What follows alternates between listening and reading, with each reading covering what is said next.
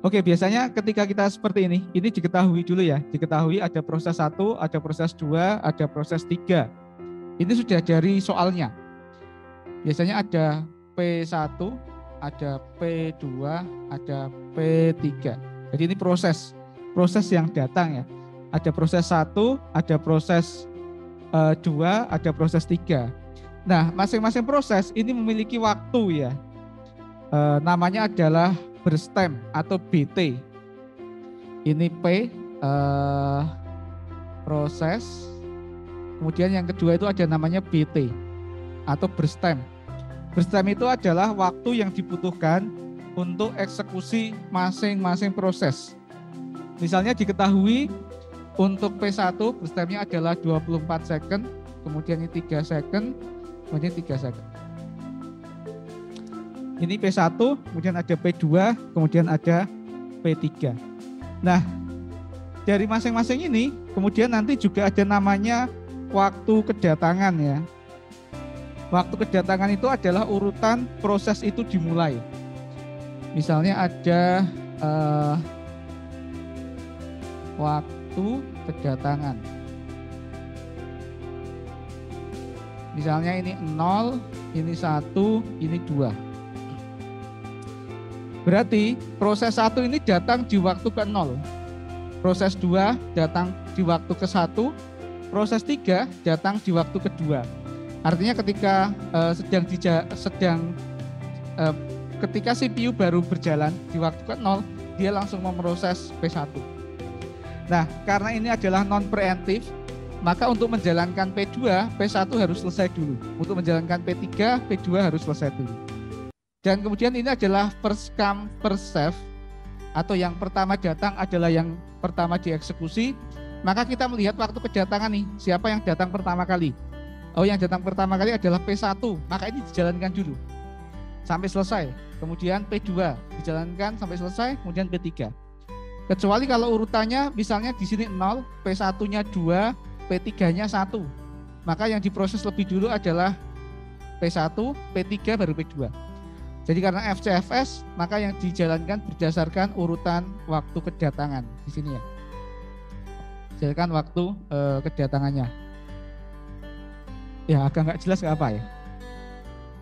Ya nanti tak berikan video 2 versi. Oke, kemudian kita untuk menghitung nih.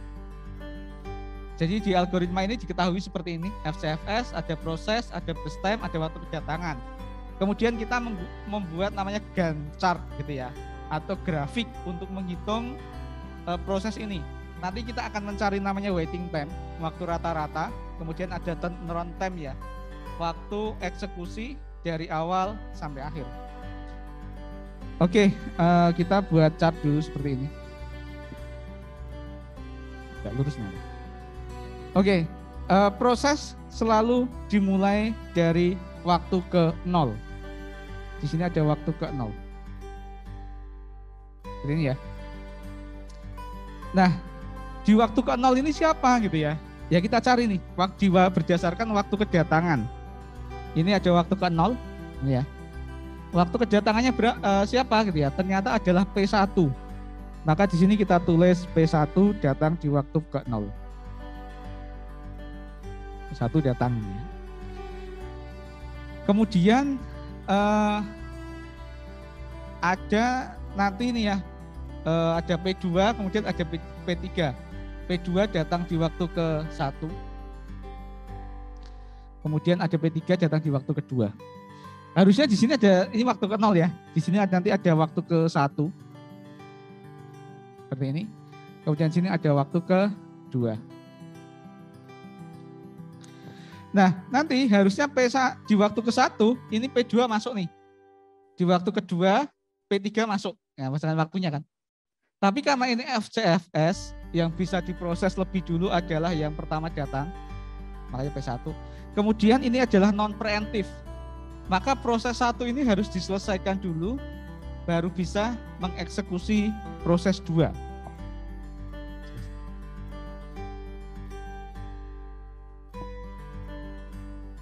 Gitu ya. Jadi gimana gitu ya. Jadi di waktu ke-1 itu tetap P1. Tapi P2 masuk. Masuk sebagai apa? Antrian. P2. Tapi yang diproses adalah P1. Di waktu ketiga P3 masuk. Di waktu kedua P3 masuk ya. Tapi yang diproses tetap P1. P1 diproses. Kemudian ada antrian yang kedua tadi P2. Karena yang pertama datang yang diproses, maka urutannya adalah berdasarkan waktu kedatangan. Kemudian sini ada P3.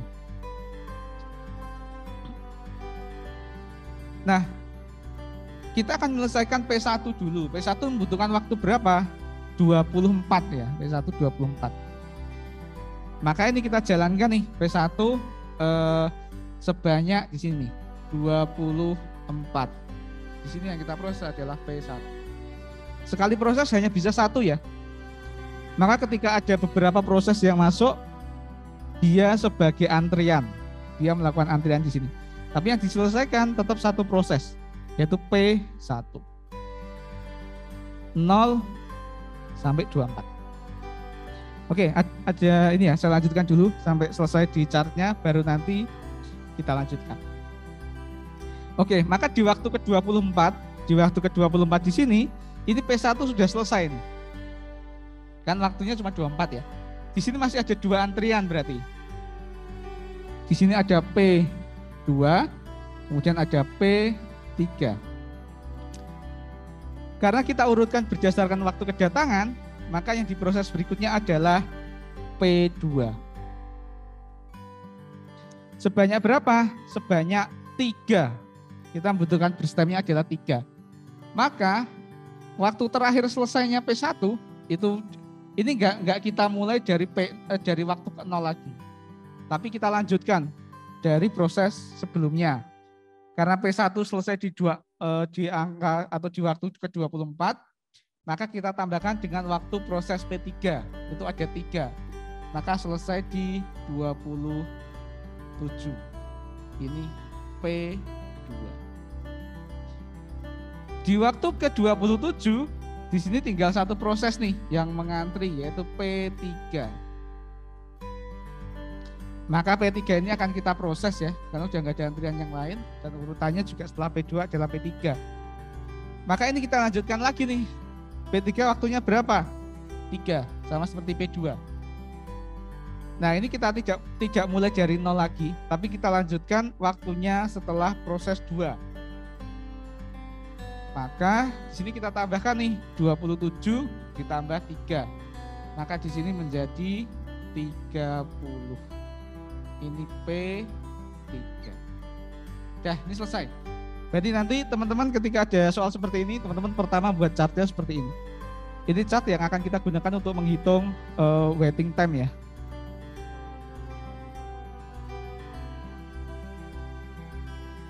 Caranya.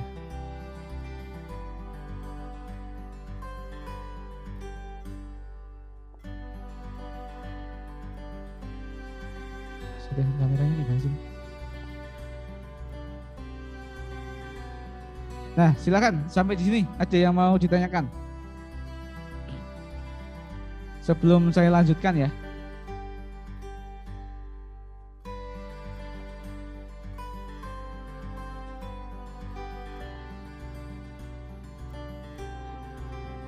Jadi nanti modelnya tulis tangan. Ini kalau diketik susah.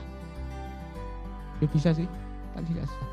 Nanti untuk soal seperti ini sudah ada di materi sih sebenarnya, ya untuk contoh ini. Cuma ini penjelasan dari saya aja. Kalau ada yang mau ditanyakan silakan.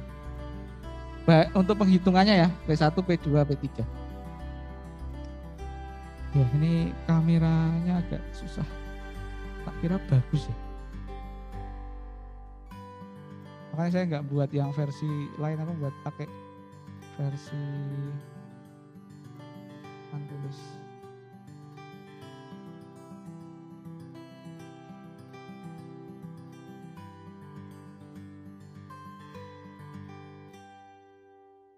Oke, silakan kalau ada yang mau ditanyakan. Kalau nggak ada saya lanjutkan nih untuk menghitung waiting time ya. Saya Pak mau bertanya. Oke, silakan. Nah, Untuk sebuah proses itu kira-kira perlu berapa antrian, Pak? nah sebuah proses.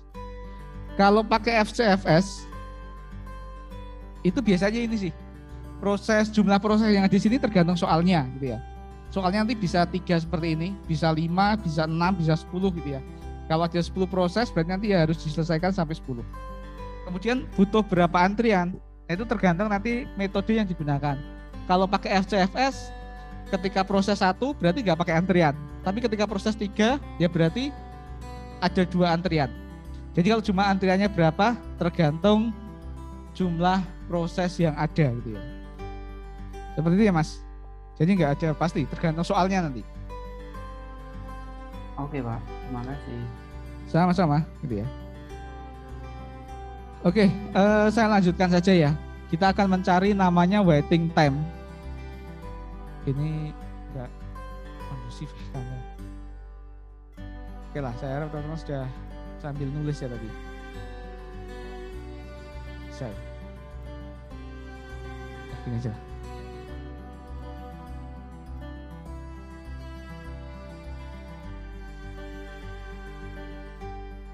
Oke, yang berikutnya saya akan, ya kelihatan ya, waiting time ya. Waiting time itu adalah waktu tunggu atau disingkat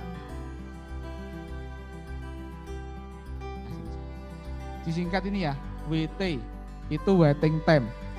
Waiting time itu adalah waktu tunggu. Jadi sebuah proses kita akan menghitung waktu tunggu masing-masing. P1, P2, P3. Kemudian nanti akan kita cari untuk rata-ratanya ya.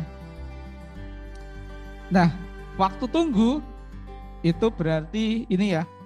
Waktu tunggu itu adalah waktu proses selesai dikurangi waktu kedatangan.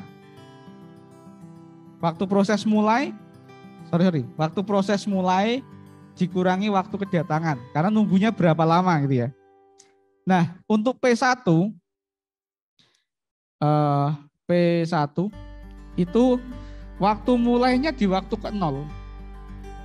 Kemudian dikurangi waktu kedatangannya berapa? Waktu kedatangannya adalah waktu ke-0. Maka P1 0. Karena tidak menunggu apapun di sini. Ya. Waktu ke 0, waktu kedatangan 0 langsung dimulai. Kemudian P2. P2 ini kita cek waktu mulainya. Waktu mulainya adalah di 24. Selesai P1 24, kemudian waktu mulai P2 24. Jadi proses ini sama, selesainya sini sama mulainya. Oke, kemudian kita gunakan ya. Tadi rumusnya adalah waktu mulai 24 dikurangi waktu kedatangan. Waktu kedatangannya adalah 1. P2 waktu kedatangannya adalah 1. Maka waktu tunggu untuk P2 adalah 23. Ini 0. Kemudian ada P3, rumusnya sama ya. Waktu mulainya adalah 27 dikurangi waktu kedatangan. Waktu kedatangannya adalah 2. Maka di sini adalah 25. Nah, kita cari rata-rata average waiting time atau AWT ya. Rumusnya berarti adalah P1 ditambah P2 ditambah P3, kemudian kita bagi 3. Seperti itu. Berarti nanti 0, kemudian tambah 23, kemudian ditambah 25.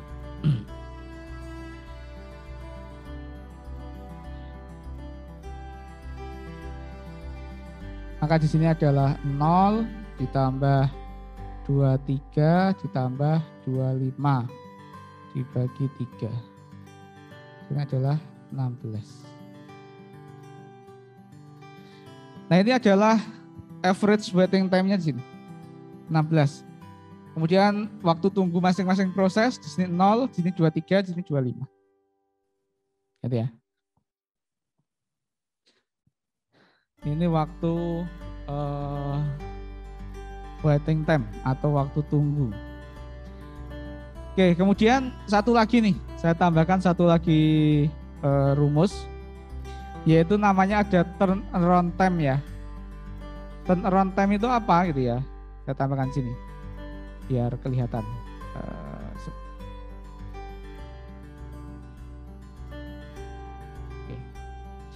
Ada namanya turnaround time ya.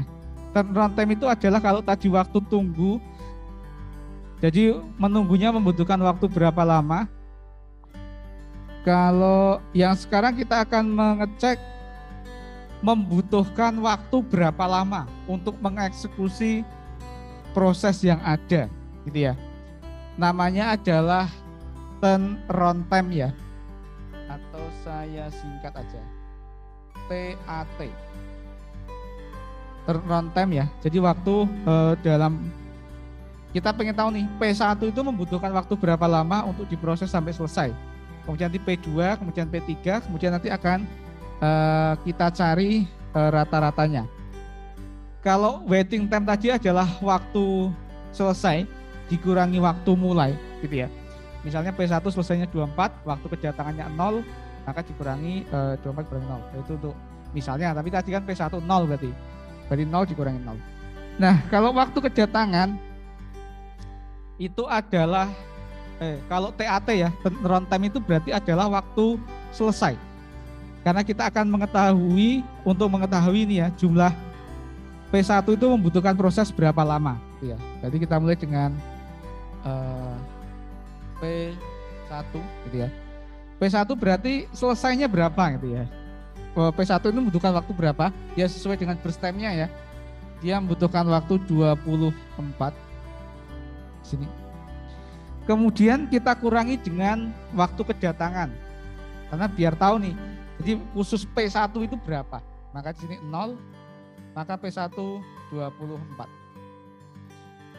Jadi P1 tadi diproses itu membutuhkan waktu 24 sampai selesai gitu ya.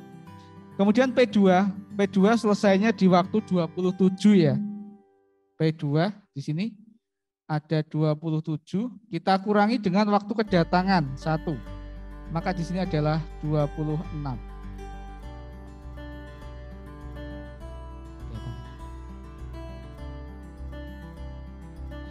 Kemudian terakhir ada P3. P3 ini berarti waktu selesainya P3 itu adalah 30. Kita kurangi dengan waktu kedatangan 2. Di sini berarti 28. Kemudian terakhir kita cari nih average turnaround time. Rata-ratanya. Maka kita jumlahkan nih. 24 ditambah 26 ditambah 28 dibagi 3. Maka ini adalah waktu proses secara keseluruhan. Rata-ratanya ya 26.